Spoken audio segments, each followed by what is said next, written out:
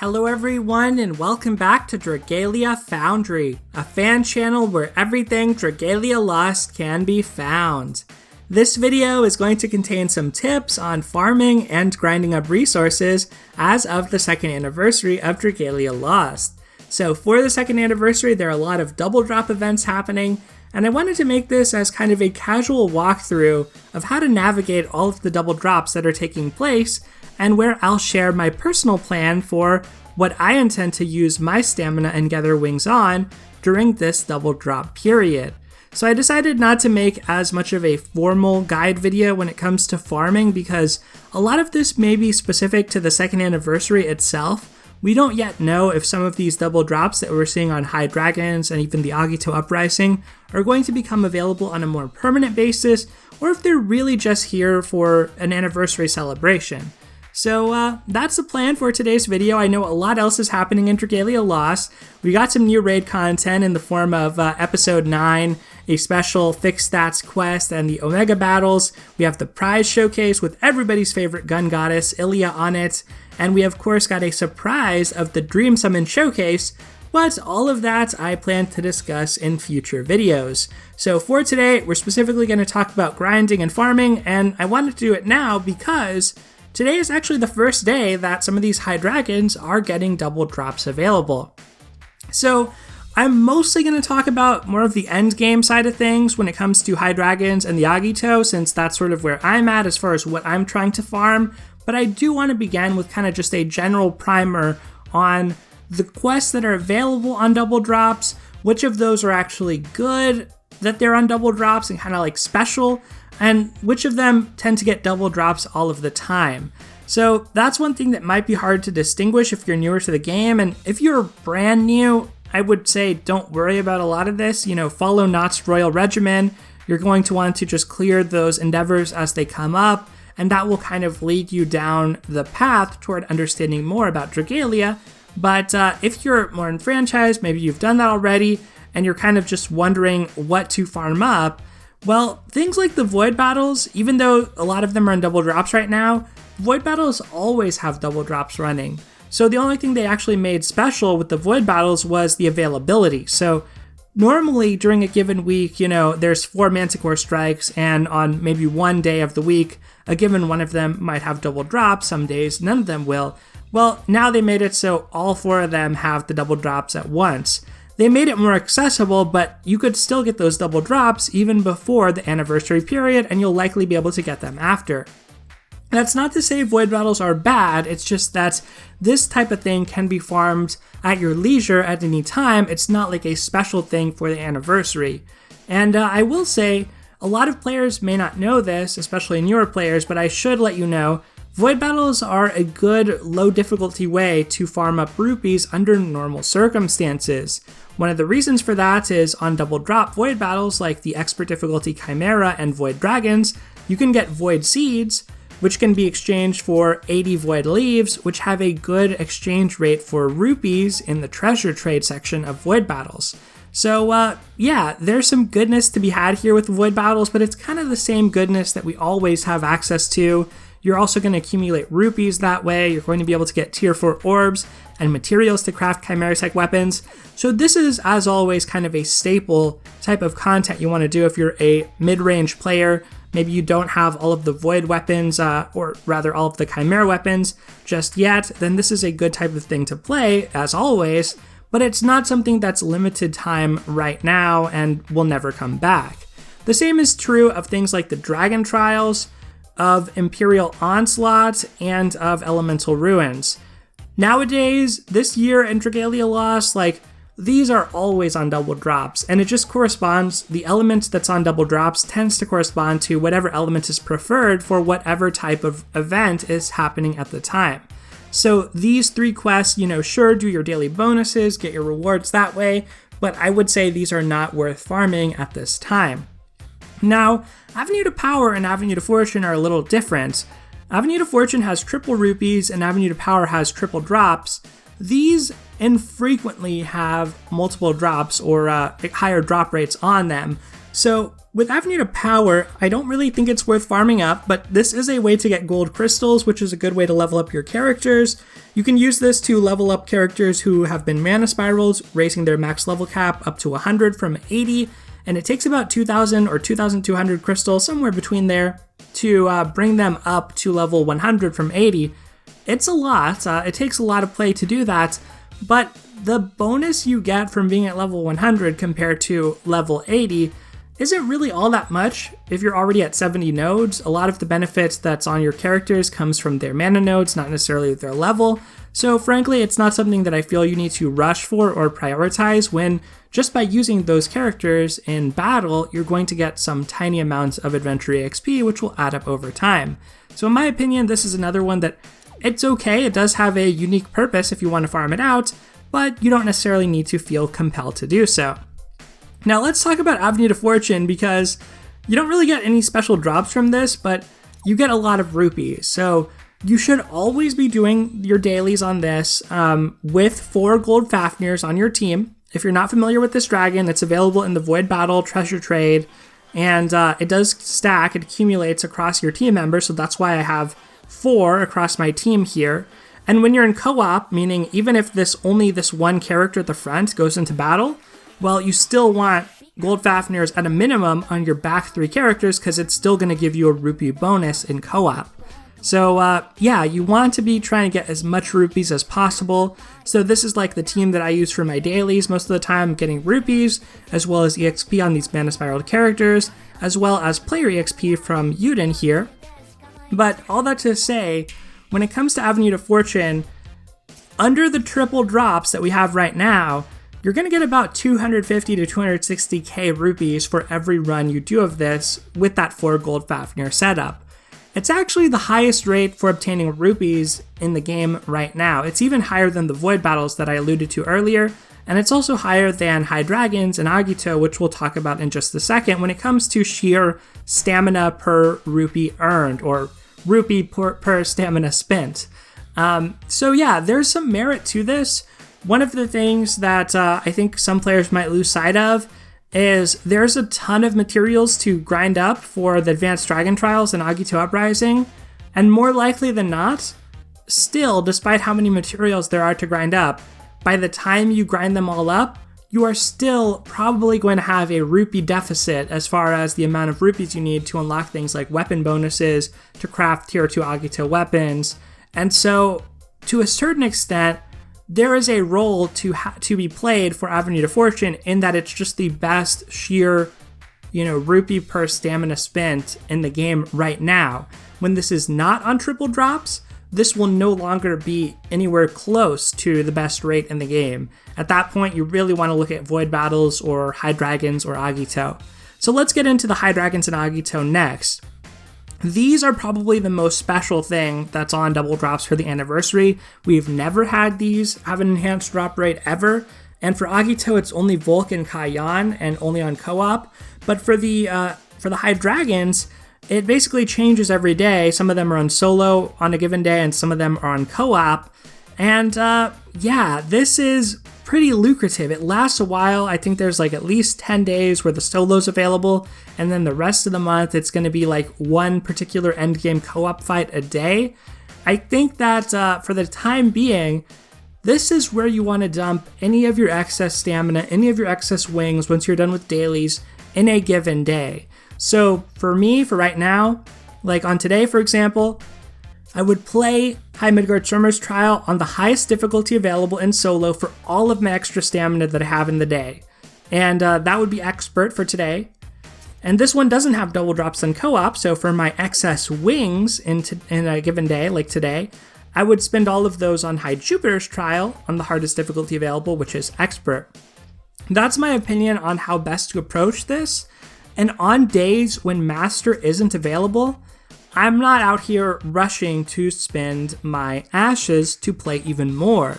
I think you're going to want to save your ashes for days when either A, master difficulty of a high dragon you want to farm is available, or B, you want to farm master difficulty, or just in general you want to farm Volk and Kai Yan because those are the only Agito that are part of this, and they're only available through co-op and toward the end of the month. So they're not as soon as these high dragons. So personally, I'm saving about 450 wings just for Kai Yan and Volk in co-op based on the math I ran for how many materials I need on those. And everything else I'm going to play around with, maybe do some high dragon co-op, possibly also use some of these wings on the new Agito fights that are coming out, like Master Difficulty Ciela. And because I still hadn't finished the rest of my Agito weapons in other elements, besides those of Volk and Kai Yan, I might use some of these wings for that. But in general, I would say, if you're going to do that for high dragons, try do it for the Master Difficulty. And let's start talking about exactly why and what's sort of going to be bottlenecking you here. So when it comes to the high dragon materials that you're going to obtain, there are several different ways you can spend them. One is in the treasure trade. You can get copies of the high dragons. I would say that's of lesser importance nowadays, because these high dragons, such as, let's use Hybrid Hilda as an example, these high dragons are fine. They're a mixed HP and strength dragon, so it's okay for healers and characters who want access to, defensive capabilities. But compare that to the mini dragons. It's plus 30% instead of plus 35%, but probably good enough for a lot of characters. And right now, in the Fafnir exchange, you can also get mini mids, and you can get mini Zodi. So I don't think there's as much of a pressing need for these mixed HP and strength dragons. I think that should be one of the last things that you work on as far as what you use your high dragon resources on.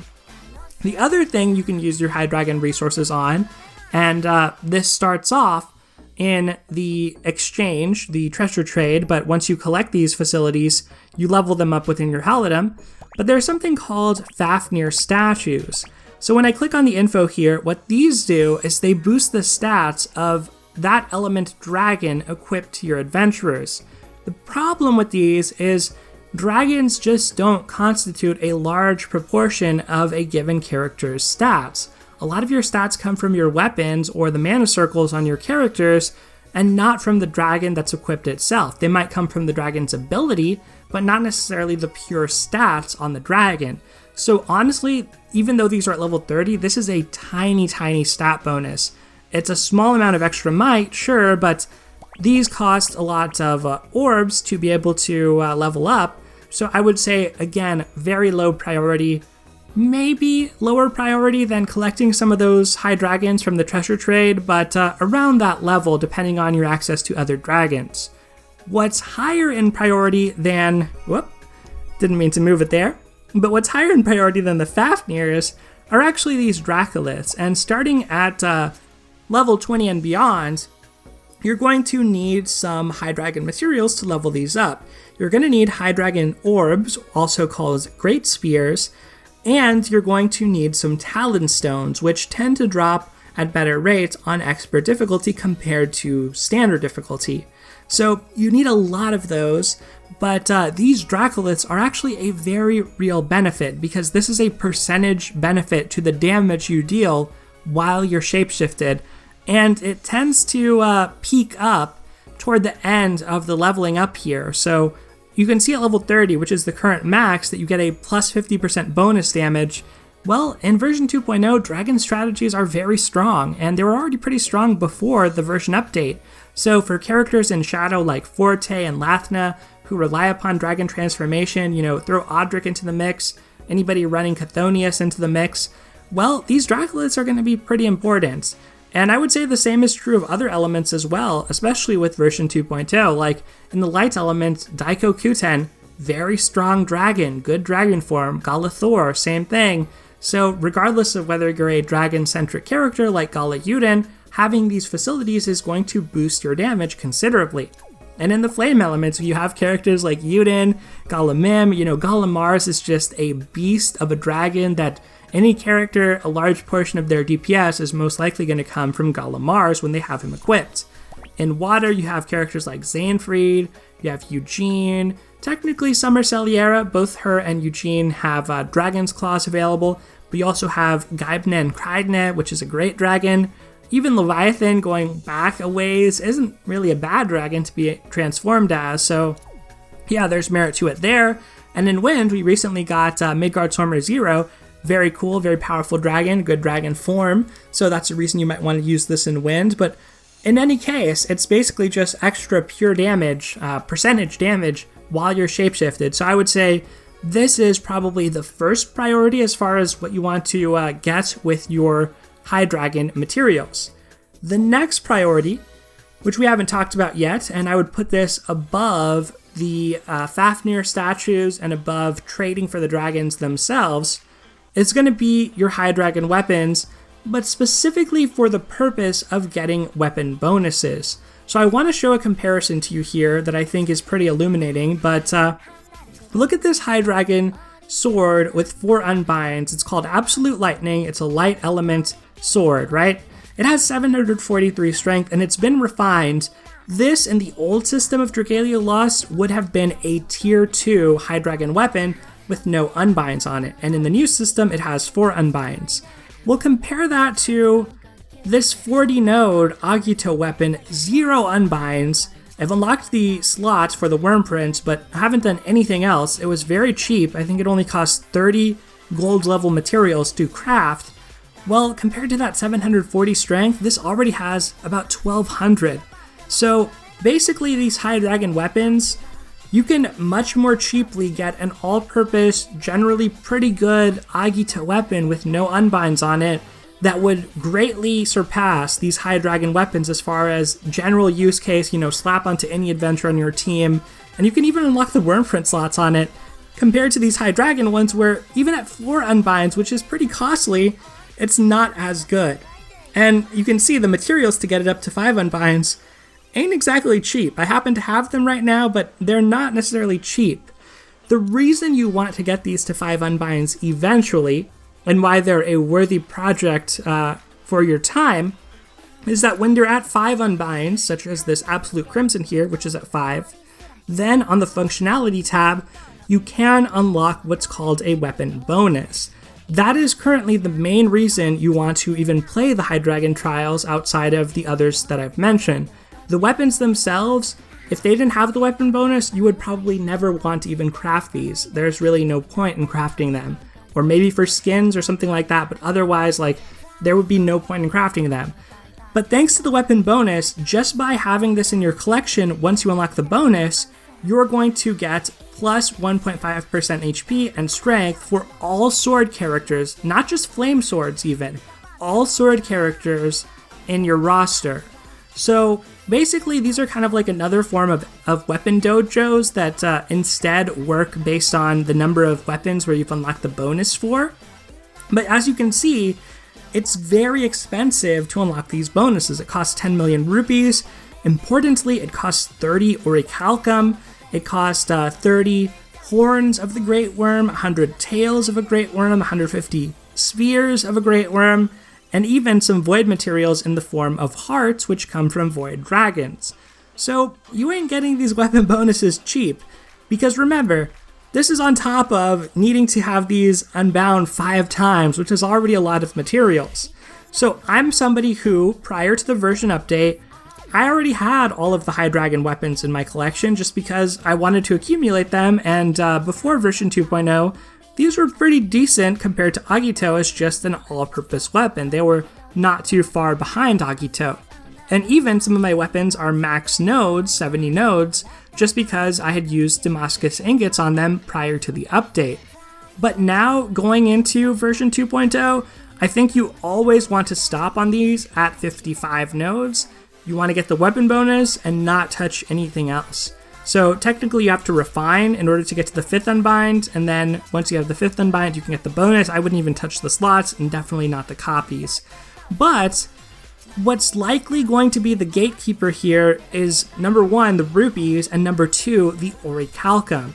Orichalcum drops at very low rates. In solo play on Master Difficulty High Dragons and Agito, I think it's 0 to 1 per quest, so you may not even get it.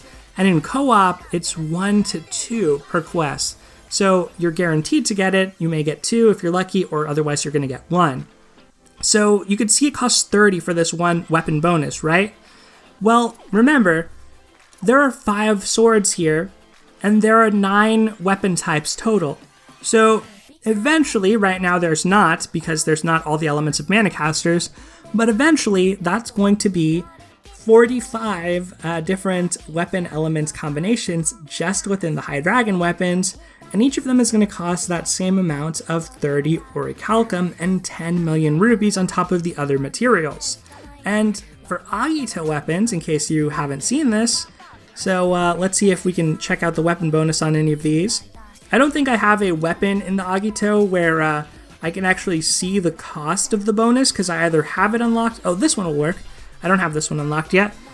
Yeah, so as you can see, this also costs 10 million and 30. So again, it's another 45 times 30 for orichalcum here.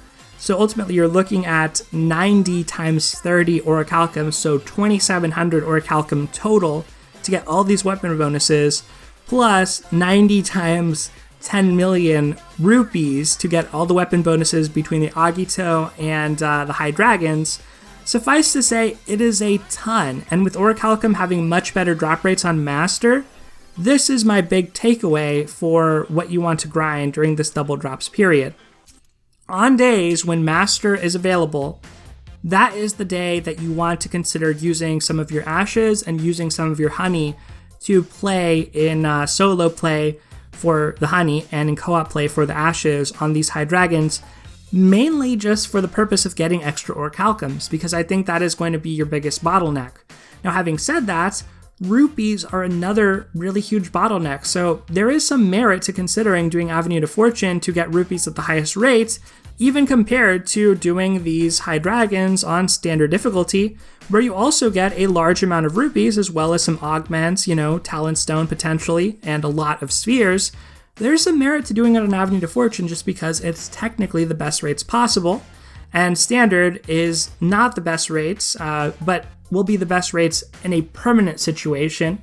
It's just kind of a question of, do you think that these spheres are going to be valuable in the future? If you think these spheres are going to be valuable in the future, then maybe you want to instead play standard for some of your rupee farming, because along the way you're going to get some extra spheres and other materials. If you're not too worried about having an extra stockpile of spheres, then I would say Avenue to Fortune is a pretty safe bet as far as grinding up rupees, because I'm pretty sure even once you get 2,700 orichalcum, you're going to have a ton of materials in all the High Dragons. You're going to have potentially a ton of materials in the Agito, but you're still going to have a rupee deficit at the end of the day. So at some level, you would either need to go back to Avenue to Fortune just for the sake of grinding up rupees, or do something like the standard High Dragon trial. So you need a ton of rupees in version 2.0. Another thing I should point out is for Agito weapons now, if you want to get the later unbinds on these, and I don't know if I'm going to have an example to share on this one because I only have 2 weapons that that I could refine and unbind further, but this refinement costs 2.5 million rupees. Once I refine it, getting unbinds 5 through 8 on it is going to cost 30 million, and then getting the bonus is 10 million, getting the slots is 2.5 million. So it's extremely expensive, and we have several Master Difficulty Agito battles coming out between this month and next month. You're going to have to probably choose whether you want to try craft a lot of weapons of different types, or concentrate, as I have, on a particular weapon type. In my opinion, I'm going to worry about the orichalcum gate first. So my intention is, going into this double drops, I'm not as concerned with the rupee farming side of things. I'm going to mainly use my wings on co-op, Volk and Kai Yan to finish out the weapon bonus materials I need for those, as well as on the High Dragons on Master only in order to get the orichalcum from that. And otherwise, on days when nothing is available, no particular Master difficulty is available, let's say, I am just going to play, again, whatever is on double drops on solo with my stamina, and whatever is on double drops in co-op with my gather wings, and I'll save those ashes for when Master is available, save the honey for when Master is available. That's my game plan on this, but it all depends sort of on where you are, right? Because if you don't have your Dracoliths, maybe you want to do Expert. maybe you want to get, some amounts of orbs plus get those Talon Stones, which I think have pretty decent drop rates on Expert. Or maybe it's really hard for you to do Master difficulty and you're not able to easily clear it. Now I'll share with you my auto battle teams for each of the high dragons on Master difficulty. It's fully possible to auto battle these with 4 gold Fafnir, so to some extent I care more about rushing down the Agito, so that's why I've allocated most of my wings toward that compared to the high dragons, because I really think going forward high dragons are going to be more of a solo farm, whereas Agito is going to be more of a co-op farm, since several of them in the Agito are full auto with 4 gold Fafnirs, but not as easy compared to high dragons, and it's mainly because of the high dragon bane abilities. So I'll talk about those in a second, but I'll flip through my teams here. I should say about these teams that they're not really optimized. Essentially, I just slapped together teams. This was right after version 2.0 had come out, and they seem to work to full auto master, with slight exceptions like this High Brunhilde team. If the DPS ends up being low, it doesn't actually clear before Grand Muspelheim, and in full auto, that will kill your AI unless you have a Fjorm lead, which is kind of really specific. I don't have her built, so I just walk out of the way for Grand Muspelheim, and it's not really too big of a deal. And for Wind here, I have High Dragon Res Prince on it, and it just basically, Master difficulty has become a lot easier to tank when it comes to High Mercury. Like the Waterfall doesn't do as much damage, Aquaspheres don't do as much damage, Whirlpools, they have Tells now, so that makes it easier. For Shadow, pretty much just the first team that worked. This is the only one where I'm actually using Grace, but I can imagine she would make your life more consistent on lots of different team comps, but I haven't really been too concerned with consistency on this yet. And then finally for High Zodiarch, this is the one that I know is the most consistent because this was working for me before the version update, just with real dragons instead of gold Fafnirs. But the point to this is to say that you really want to put as many of your gold Fafnirs on here as possible, because with double drops on the materials, you're going to get the materials you need with fewer rupees earned along the way, because you're getting the materials in half the time, which means fewer clears. Less of those clears, you're going to get 300,000 rupees each time. So like, if you're doing double drops and you're not getting the rupee bonus, you're gonna quickly hit a rupee gate. Even if you're getting the rupee bonus, you're still gonna hit this rupee gate, and it's gonna be very painful. So my opinion on this is like, you always wanna make sure you're getting 300k per run on any solo high dragons you're doing. For co-op, as a courtesy to others, I would say put a real dragon on your lead character and put the gold Fafnirs on your backliners. But if you're running with people you know, I mean, hey, all of you can run 4 gold Fafnirs, and that's fine too, and get 300k per run.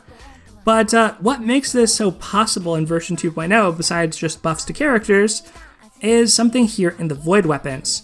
So I'll share this as an example on the Wind Bow, but basically the way Void abilities work now is when you unlock a Void ability on one of these Void weapons, it applies to all weapons of that element and type. So if I unlock a High Mercury's Bane ability on this Wind Bow, then any Wind Bow that I take to High Mercury's Trial is going to do additional damage to High Mercury. And that damage is enough to compensate for the fact that I'm running a gold Fafnir. So I don't even need to run a real dragon, thanks to the extra damage I'm getting from that. In order to unlock the Dragon Banes, you need to refine these and unbind them 6 times, and it does cost a good amount of random void materials, but the place you unlock it, where you unlock it, is here on the weapon abilities page. You hit upgrade and there's a selection of abilities. Normally, when you first start off, this High Dragon one is going to be at the very end, and when you click on it, it will tell you the materials you need to upgrade it. As an example, I'll just click on a different one. This one is extra damage against astral raids, and you can see here are the materials it would cost to unlock it.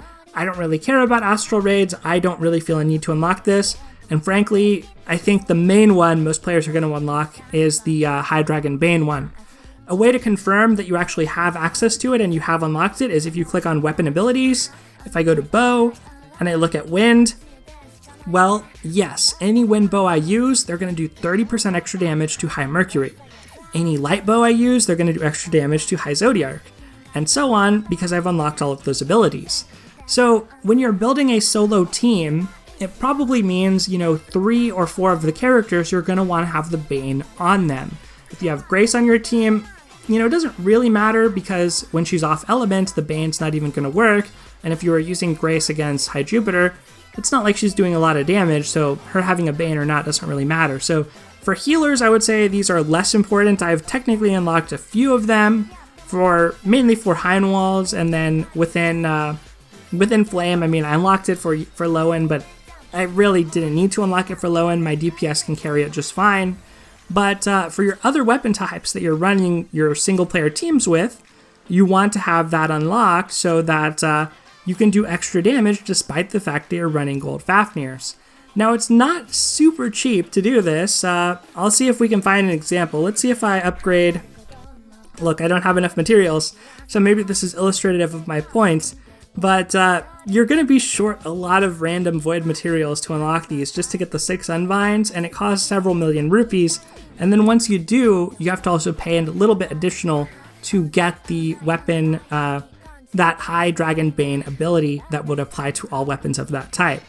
But I generally think it's pretty worth it. It's a good thing to focus on to make it so that your teams can easily take on these High Dragon trials in auto or semi-auto, or at a minimum in solo, if you're willing to put in a little bit of manual work, which I think is probably worth it if it means you get these extra rupees, just because, again, you need so many billions of rupees in version 2.0 of Dragalia Lost.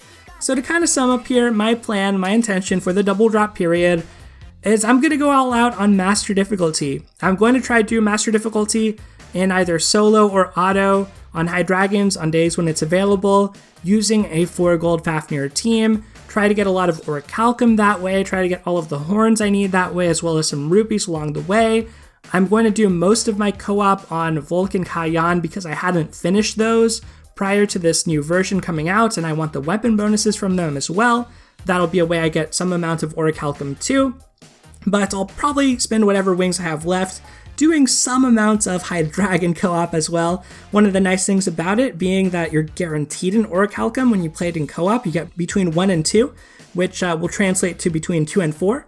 So yeah, that's basically my plan, is anything excess, all my wings, all my ashes, all my honey and stuff is going to into these advanced dragon trials, and then also into the Agito. Those are the things I consider to be most coveted that have double drops right now. If you're not quite at that point, don't sweat it, don't worry. Maybe you need to do some void battles to unlock those Bane abilities. Maybe you want to do Avenue to Fortune because eventually you're going to need those rupees either way. So if this ends up being too hard for you, then maybe you can do co-op on the High Dragons, but do your stamina on the Avenue to Fortune, so you get a lot of rupees along the way, or maybe on Void Battle, so you start to prepare yourself to start soloing this in the future. But that's pretty much it as far as this video, everyone. So I hope this has been helpful to you. Thank you so much for watching. Take care, and I'll see you next time.